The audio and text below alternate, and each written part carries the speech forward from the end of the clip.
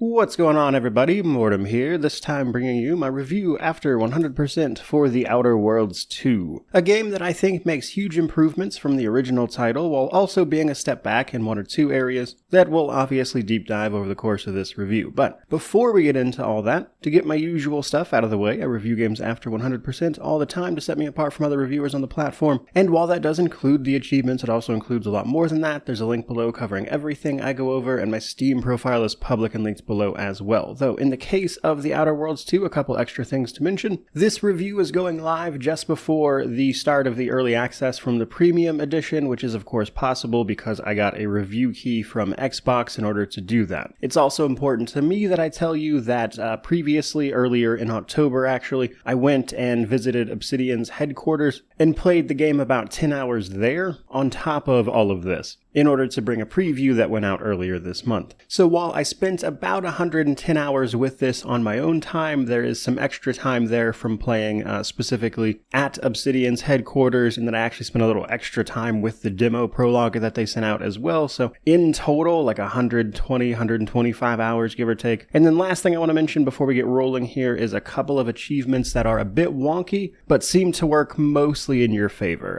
The first one is a collectible achievement from the early area of the game called Paradise Island. There's a quest you get to collect some magazines once you find the first one, and that achievement works, but you have to have all 10 of the magazines in your inventory at the same time, and that's important because as part of the quest, once you get half of them, 5, you can turn them into the quest giver, and if you do that, the achievement won't work. You have to wait until you have all of them to turn them in. There is another collection achievement for collecting all of these little baseball cards, toss ball or pitch ball they call it. You're supposed to collect 100 of them for the achievement. That achievement popped when I only had 90 of them. Not really sure why, just figured I'd mention it. And then there is one last achievement for opening up all of the game's rifts, which we'll get into. But these are these little points of interest that you can interact with and usually get special items from once you get to a point in the story. And there is an achievement for opening all of them. I initially thought this achievement just wasn't working at all because I couldn't get it to unlock, but then in my third or fourth playthrough,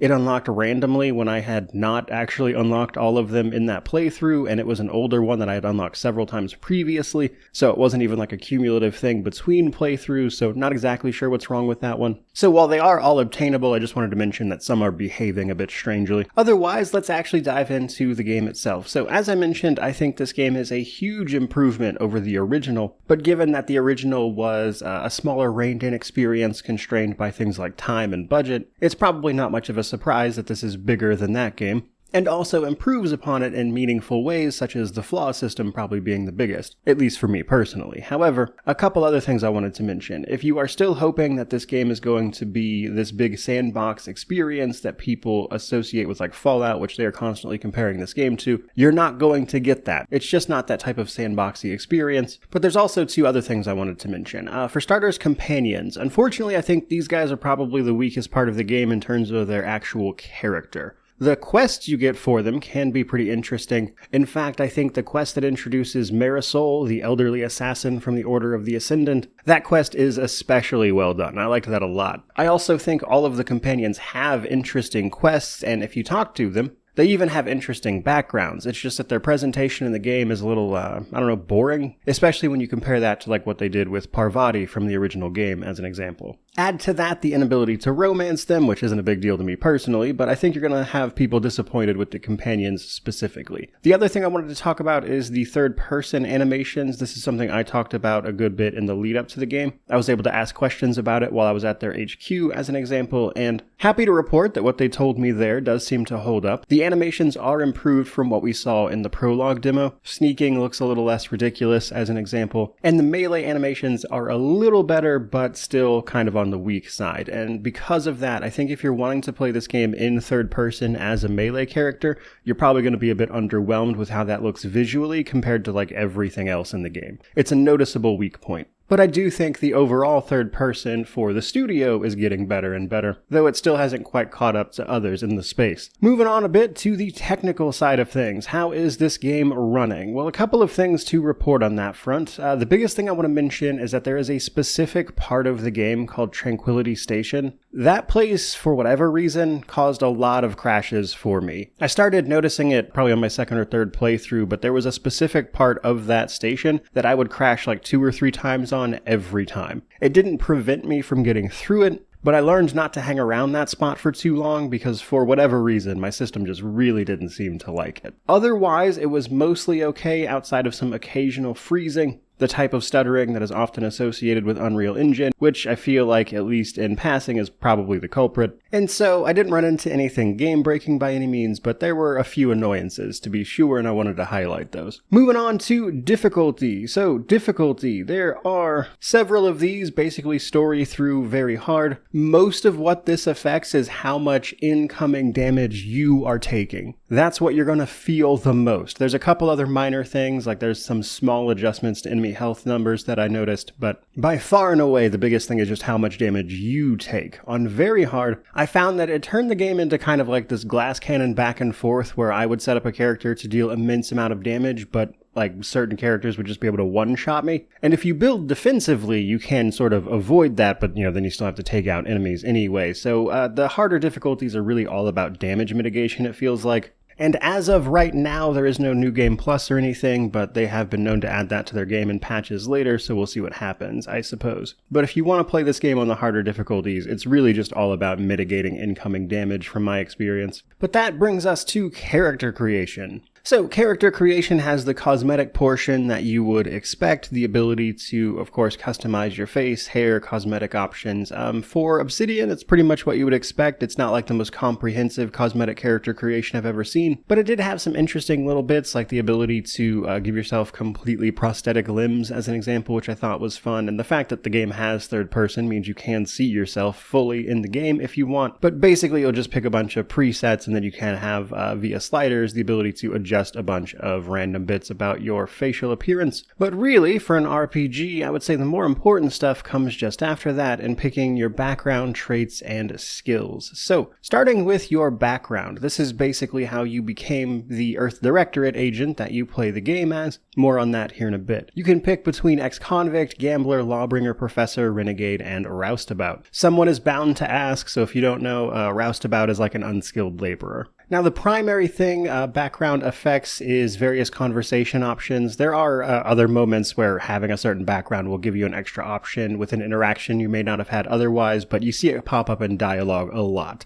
From what I saw after playing these, they all seem to be relatively well spread out with their own options, though generally in this case you really only see the dialogue options for the background that you have, as opposed to, of course, the ones you don't have the possibility of picking anyway. Then there are your traits. These come up a lot. There are several of them, and they have immediate gameplay effects in addition to opening up interactions in both conversations and exploration. You have to pick one of these, and if you choose to take a negative trait, you can take 2 positive traits instead.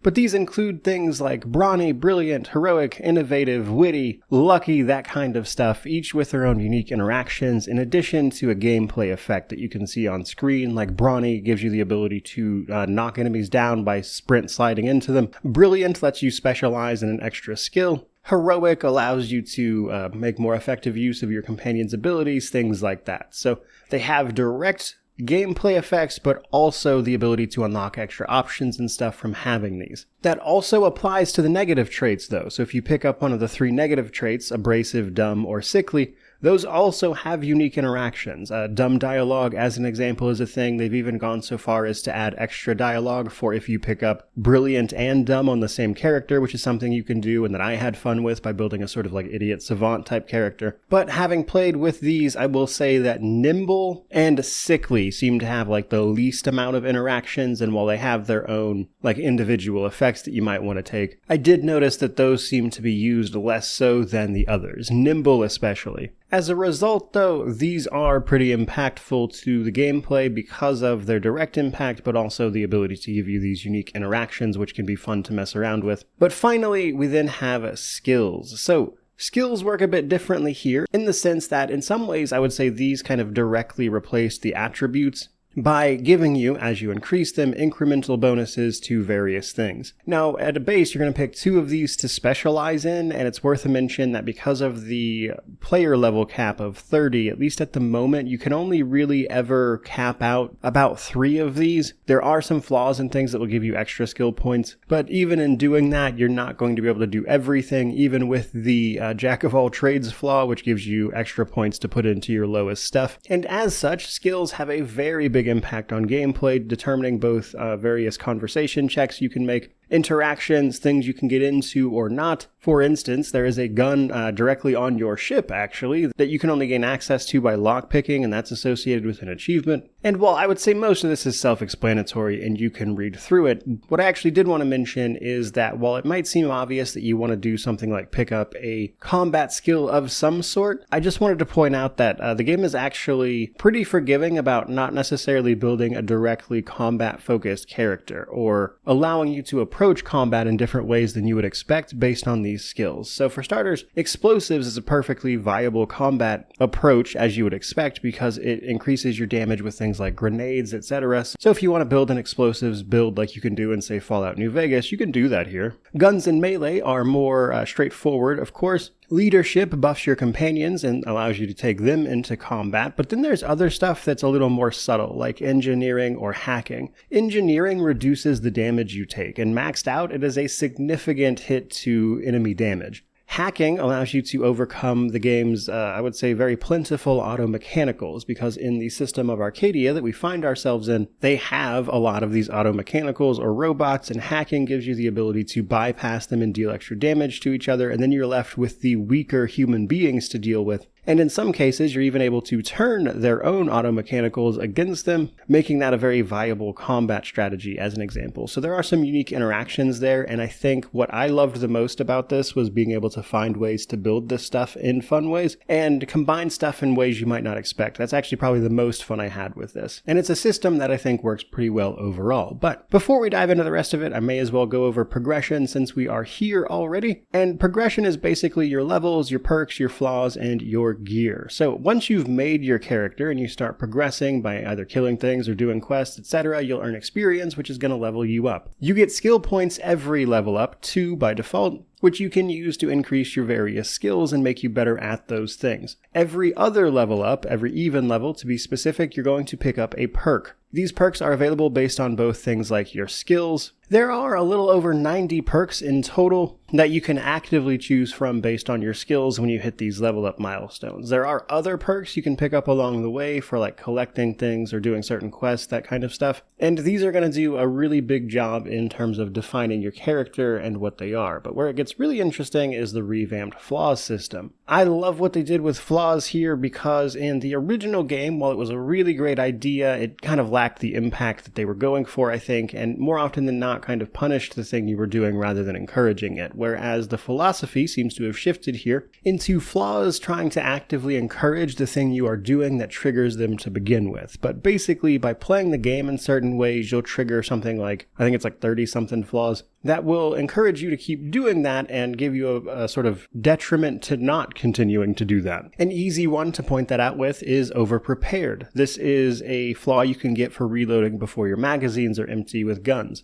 As long as you continue to do that, you'll enjoy a 50% increased magazine size, and yet, if your gun ever runs empty, you take a hit to your damage for a short period, like 8 seconds as a result. And they use stuff like that in combinations with perks to allow you to come up with really interesting build ideas, which is where I would say is the bulk of the fun that I had with this game. It was so fun just making like really interesting characters to play through the game in different ways. Now, some of these flaws, unsurprisingly, have very, I would say, different effects on the gameplay. An easy one to point out in one of the playthroughs I did was the flawed flaw. So flawed just forces you to take every flaw you encounter, but you get extra perk points. This is a flaw they just straight up tell you that they don't recommend using on a first playthrough, and having done it myself, I would generally agree with that advice, but it is a lot more fun than you might think, and really kind of forces you to play the game in interesting ways, while also giving you the power to back that up with the extra perks, which was fun.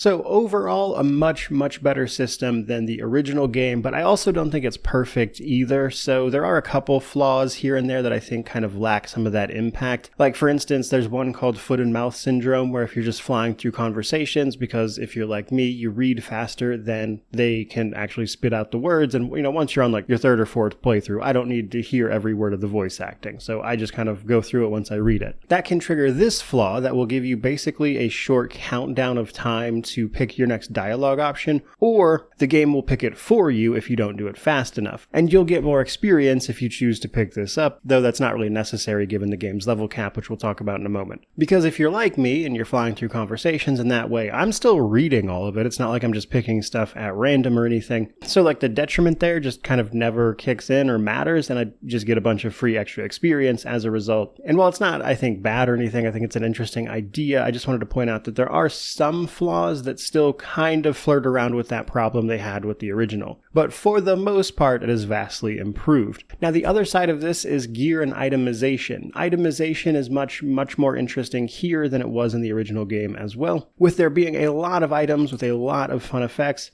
Basically, anything unique is something you can easily carry forward through the entire game. There is this bucket helmet from the very first area that makes you invisible if you're standing still, which, yes, is almost certainly a reference to Skyrim and being able to put buckets on NPCs' heads and steal from them. Items like that are kind of useful throughout the game in certain situations, but then there's also items that lean directly into your skills, meaning that they scale off of your skills. Like for instance, in Tranquility Station that I mentioned, you can buy a hat there from a vendor, the only vendor there, and I suppose you don't have to buy it technically if you have the skills. But you can get a hat there that actually allows you to hack auto mechanicals from a distance, which normally you have to get up on top of them to do. And there are other items that literally scale off the skills you have, like the effect they produce is better if you are spec'd into that skill. And as such, itemization is much more interesting here because it allows you to, again, hyper specialize in something and really rewards playing through as that with that bit of build diversity, which is, again, the most fun I had with this game. It was just so fun building like uniquely specialized characters and finding ways to play through the game with them. Now, in addition to the regular itemization, we do of course have the return of the science items, both weapons like the first game, but also armors as well, which can mix up your gameplay in various ways, though these are, as with the science weapons in the first game, a little hit or miss. Some are really fun, like the armor that you can get called Gary, which comes from a guy that was trapped in a rift. That is an item that will seek out and actively attack enemies despite being an armor. There's also the Ziranium mech suit, which allows you to hover based on your gadget energy, which actually prevents you from dying while it's happening, but poisons you with Ziranium instead, which is something we'll get into. But probably unsurprisingly, depending on your build, some of these will be more or less useful. Now, one I did want to point out was pretty much always a bad idea to use was actually the pop-up gun. You get this from Auntie's Choice, and it basically sends out little ad drones to taunt enemies, and they can blow up if you reload the gun while they're out there. And while that's a fun concept, what I found out pretty quick is that the taunt effect actually also affects neutral NPCs or like people on your side, and unfortunately has the side effect of potentially turning allies against you, which meant while that was a pretty fun idea, it wasn't super useful to actually use. But the other thing I did want to mention here is the level cap. So the level cap for your player here is 30.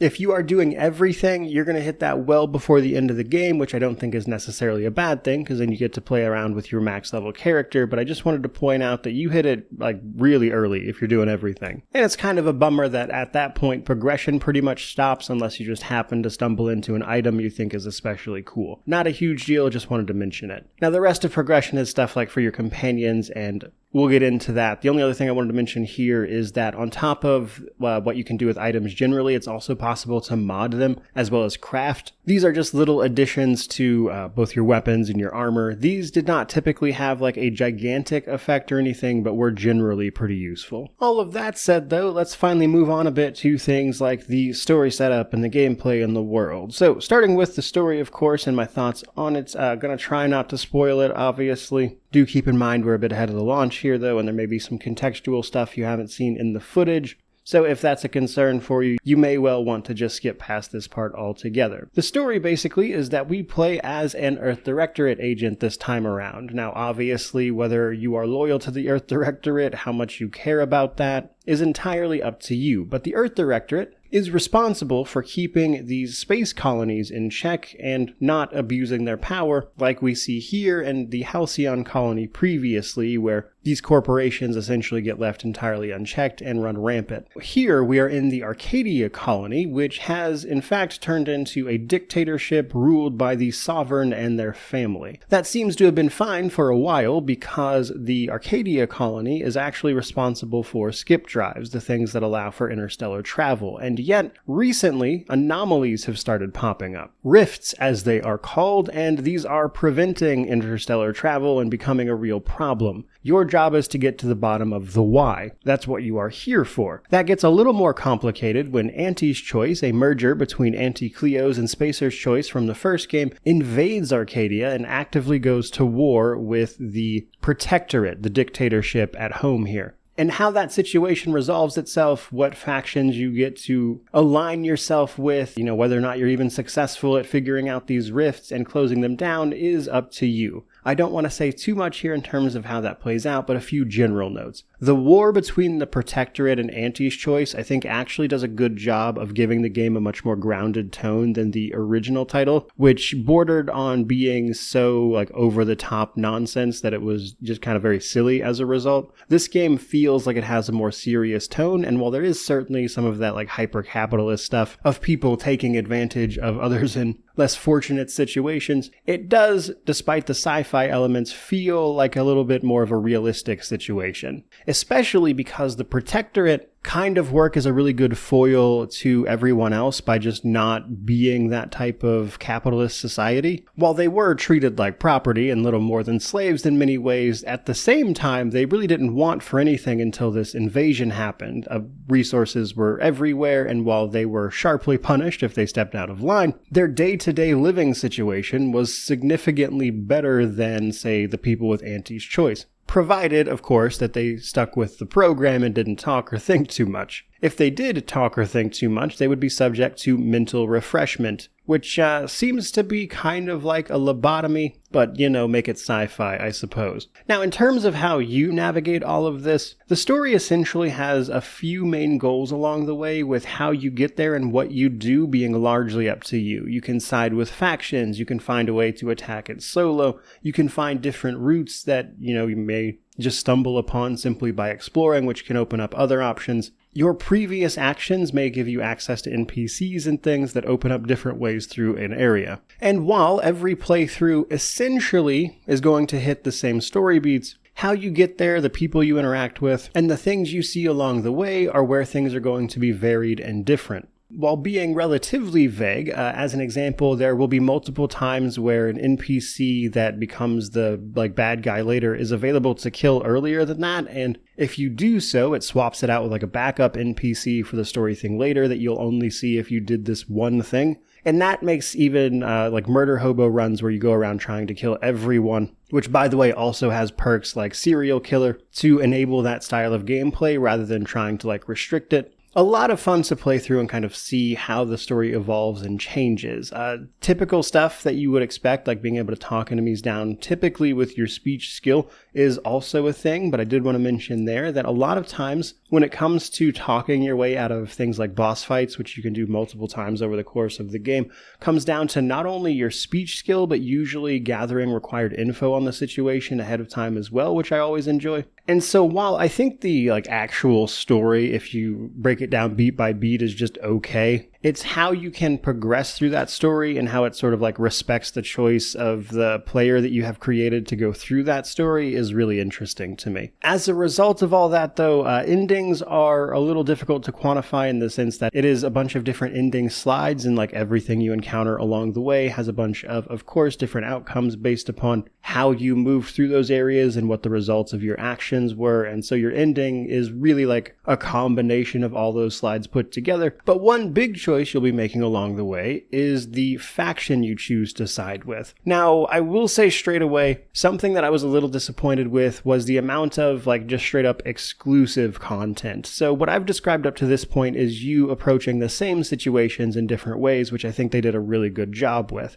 The catch there is that there's not a lot of what I would consider like genuinely exclusive content. In fact, if you want to boil it down, it's really only a handful of quests for the factions you can actually side with. There's one faction I don't want to spoil it with that you would probably think you should be able to side with, but you can't. But those later faction quests from joining those factions are really the only thing that, like, you'll only see this quest and bit of content if you side with this faction, whereas everything else, it's like you'll probably see the quest if you choose to do it. It'll just play out differently depending on your choices is the main thing. As a result, most playthroughs will see the same stuff every time, with just kind of like the outcome generally being different, of course. Now, that does make for some interesting moments with companions, which we'll get into here in just a moment, because first I want to talk about the gameplay and world side of things. So there are ultimately 4 like main worlds you can land on: Paradise Island, Golden Ridge, Cloister, as well as Praetor, each of which has their own biomes and individual conflicts, things you'll have to get to the bottom of, that kind of thing. Now, these are substantially larger than the ones in the Outer Worlds 1. I would say Praetor is the smallest, but even then it's still larger than the Outer Worlds stuff. Paradise Island is probably unsurprisingly the first one you go to, and as a result, the biggest. On top of that, there's also a bunch of stations and ships you'll be able to land on and have some interactions with as well, but those are typically much smaller, condensed areas controlled by one faction or another. Now, while the game does have some interesting things to help build out this world, like a day-night cycle, as well as a radio station for each individual faction that can help vary up what you're doing as you move through the world in terms of listening, and they of course react to things as well. I mentioned much earlier that it is still not like a sandboxy type experience, and you can really feel that in the fact that like NPCs don't have day-night schedules. Some of them move around based on your quest progression, mind you.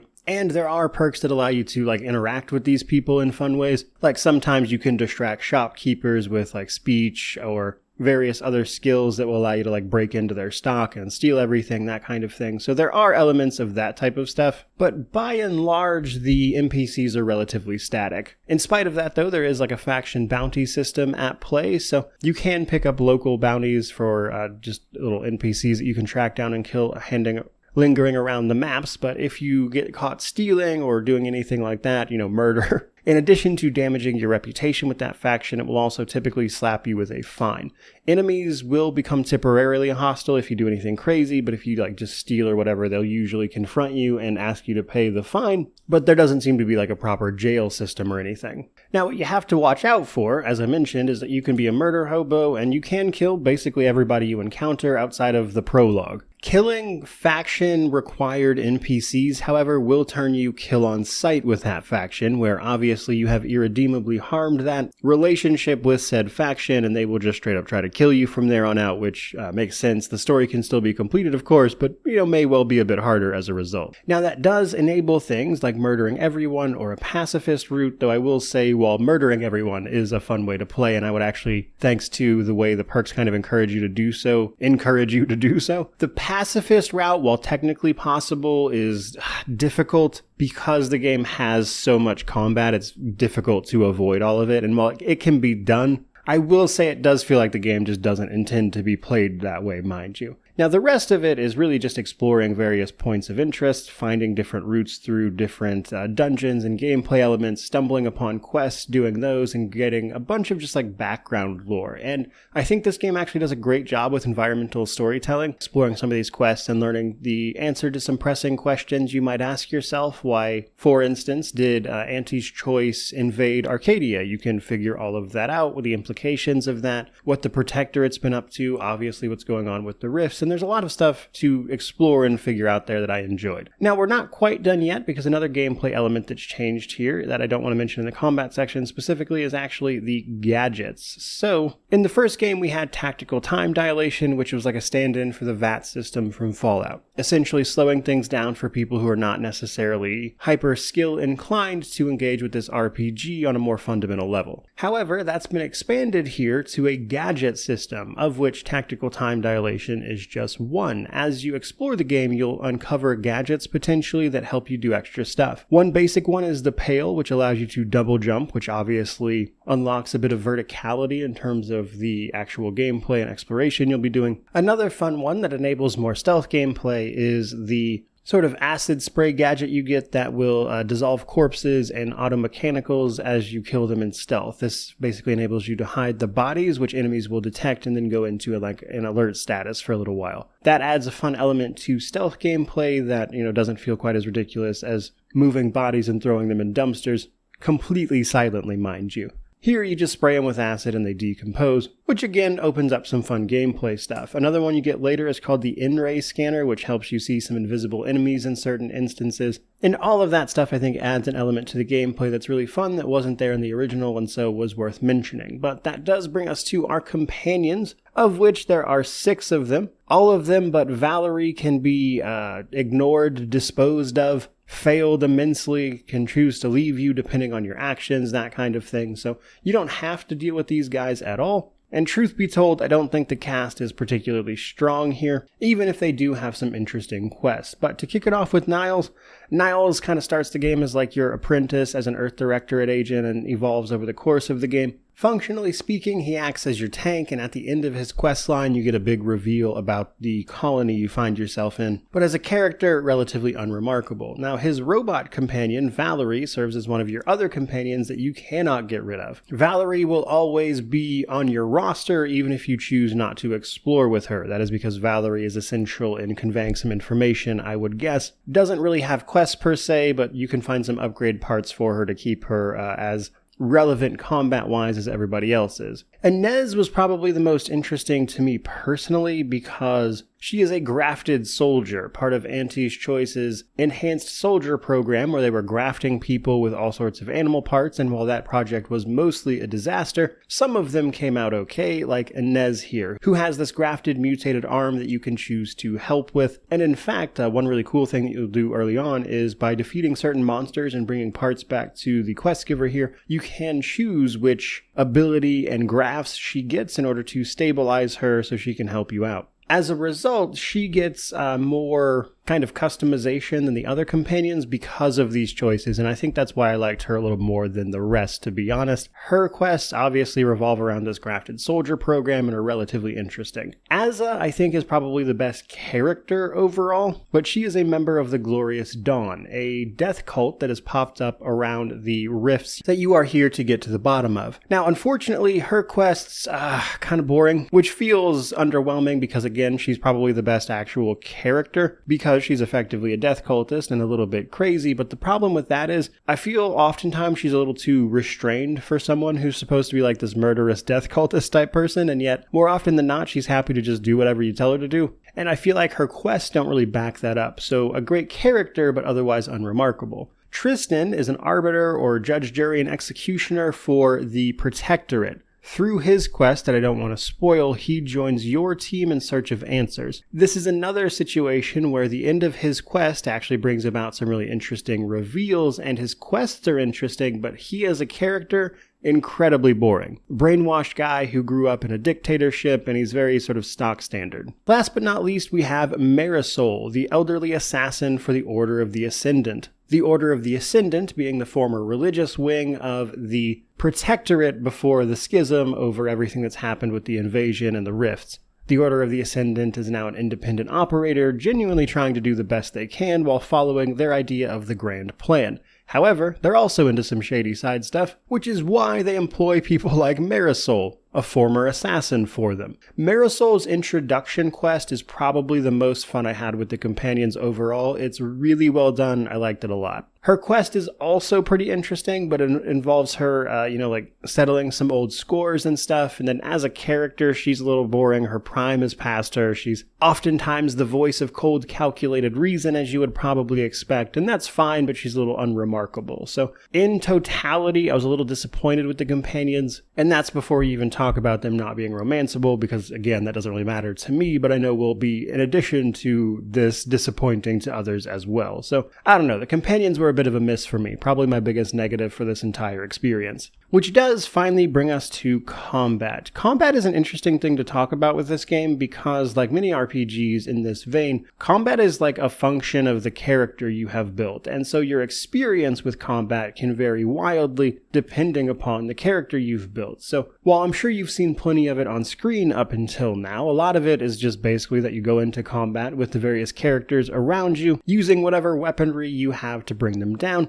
be that in, stealth, melee, ranged, etc. Now, one sort of broad strokes thing that is going to affect everybody that I want to mention here as well, though, is the medical inhaler. So one of the things you do to heal here is use this medical inhaler, which can be customized based on a few different things, namely up to 4 slots to actually insert things that adjust the inhaler. But the catch here is using the inhaler, as well as interacting with Zyranium out in the world via destroyed robots or just places where it has pooled up, is that Zyranium, a poisonous element that is used as fuel here, also powers some of these inhalers, and it builds up your toxicity when you use it. At max, for whatever your character has going on, you won't be able to heal anymore. Now, there are some gameplay elements that lean fully into this as a mechanic, which is pretty fun. You also have to understand, what your ability to heal actually is, which you can adjust by simply messing around with and adjusting exactly what the medical inhaler does via all these primers and stuff you can add to it, which is a fun mechanic if you lean fully into it, or it's just a super basic heal that you can use every once in a while if you prefer. But either way, you do need to be aware that inhaler charges are a bit limited. You'll get some when you heal naturally at like auto docs and stuff, which is how you're going to cure the Zyranium poisoning, which lowers your max toxicity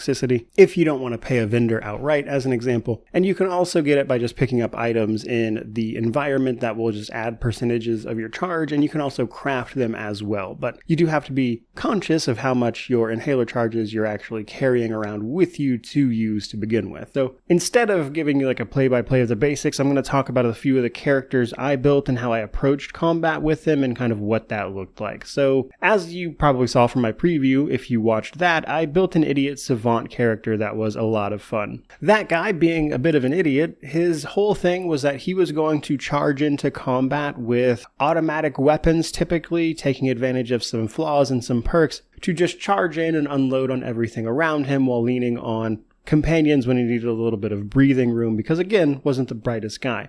That was a lot of fun because I took advantage of a bunch of different perks and playstyles to capitalize on a very specific way to play that character, even if it wasn't optimal, which is probably the key word there because that character took a lot of damage, died quite a few times, as you would imagine, because survival wasn't really his strong suit, but still a fun character to play. Another character I played was a lawbringer sheriff type that you would expect from something like a space western. This guy did 2 things, talked his way out of trouble while at the same time being very, very good with a gun, which means functionally speaking, he would try to talk his way out of situations if he could, which was usually the case for things like boss fights, but for everything else, he was effectively kind of like your generic stealth sniper. Now, the catch here is I did not actually have the stealth skill, which would have made this guy intensely better, but even with maxed out guns, that's still a pretty effective approach. But if you want to do the best at it, you would go stealth, guns, and combined, those would do just outrageous sneak attack damage that'll let you one-tap basically everything, even on very hard. This guy was a little more specific than that, though, and that's kind of my point. Depending on the character you've built is how you can approach this stuff. Another character I built was actually an engineer hacker type. This gives you a ton of extra damage to auto mechanicals, and given some of the bosses and fights later in the game, that's actually more effective than you would think, especially when you look at engineering, which gives you resistances to damage. So this guy specialized in dealing shock damage, turning auto mechanicals against the forces they were fighting, but was a little less directly spec'd into combat. It's also possible, of course, to play a leadership build that leans directly on your companions and buffing them. And then, of course, there's just straight up melee. This has a block system. There's even some perks that let you do perfect blocks to stun enemies if you want to go that route. And a character I did actually was a stealth melee type. And there is a weapon you get in the second area, Golden Ridge, if you find it anyway, from a bounty target that is called Wham Bam, which is a giant 2-handed mace that also shoots the target with a shotgun shell as it makes contact, and that combined with stealth was just an outrageously strong attack that was a really fun way to play. And as a result of all of those things, as I've tried to reiterate multiple times here, the combat is really a function of the character you've built and how you choose to engage with it and how you want to set up individual situations. Now, some other sort of generic things, you can throw grenades and throwables here. You can also set down mines and stuff for people to like walk over. That's a thing you could do. There's also a bunch of environmental interactions, which I kind of mentioned a little bit with the hacking, but sometimes there are other things like there will be potentially the ability to set up various traps or other methods of turning the environment or even some of the automechanical type enemies against the people in the room, allowing you to clear rooms without you necessarily ever being in it. And overall, it's a really fun experience that I enjoyed a lot. And I think with any luck, there's going to be a little something there for everybody, and I got the most joy out of this game by just parsing through different character builds and finding different ways to play it, and with any luck, other people will as well. But that does finally bring us to our Steam Deck section. So the Steam Deck for this particular game runs surprisingly well. Officially, it does not have a rating just yet at the time of this video, but I would be surprised if it didn't get a verified rating overall. Typically, the things the Steam Deck concerns itself with are things Obsidian as a studio has done a really good job of adding in as accessibility options. Things like, for instance, the increased text size that is scalable, which is always a big thing with the Steam Deck. And combined with that stuff, the game, at the lowest settings anyway, looks and actually plays pretty well, even if it's obviously not a top-end experience on like a PC. So all in all, I would probably expect the Steam Deck to get verified for this. It plays pretty well there. That, though, brings us to our positives, negatives, and then we'll wrap this thing up. So on the positive side of things, building characters, having fun, finding different ways through situations and like story bits. Do I have the ability to talk this enemy down, or is that even possible? Is it possible to find a way for these enemies to be dealt with without your direct involvement, as an example? Do I side with this faction or that faction? What are the outcomes of those decisions? That kind of thing. That's where this game really shines. Combine that with a bunch of fun combat, depending on the character you've built, the overhauls to the flaw system, and again, that is where this game is at its most fun for me. On the negative side of that, though, companions were a pretty big letdown. I don't really care about them being romanceable or not personally, but a lot of them just weren't super interesting as characters, and the ones that were interesting as characters don't really feel like they lived up to the personality that they were supposed to have, like with Azza and her murderous predilections. But there's also the lack of, I would say, truly exclusive stuff. So yes, there are obviously a whole host of different options and exclusive ways through a quest that can see different outcomes and lead to different moments, which can of course affect the ending, but you will still ultimately see basically all of the same stuff on every playthrough, with the actual faction exclusive content being just a handful of quests each. Meaning that while it's fun to parse through these options and see what you can make of them, none of it is going to feel like a radically different playthrough either. And that brings me to my conclusion for this game. Broadly speaking, if you enjoyed the first game, as a lot of people did, this is a massive improvement over that. I think the changes they made to both how you can build characters with things like the flaw systems, on top of just the expanded areas and amount of content in general, is going to be really well received, and I find myself really looking forward to the DLCs, which hopefully add even more in that regard. And yet, in spite of that, again, I think the companions are a pretty weak part of this experience, which can make something like a leadership build feel a little unrewarding because, you're basically just using generic minions, it feels like sometimes. And there's also the fact that this game still lacks a lot of those sandboxy type elements that I know people will enjoy from this specific genre of games. And so I still think this is probably going to be an experience that isn't everybody's cup of tea by any means. But personally, I had a ton of fun with it. It's a really big step up from the first one. And for $70 US as a base price, I'm going to go ahead and give it a buy. And that's where I'm going to wrap up this particular review. So certainly hope you enjoyed all of that. If you did, by all means, comment, subscribe, all that YouTube jazz. Let me know what you think about this one down in the comments section below. But regardless of any of that, truly, just thank you so much for watching. I really do appreciate it. May you wander in wisdom and have an amazing day.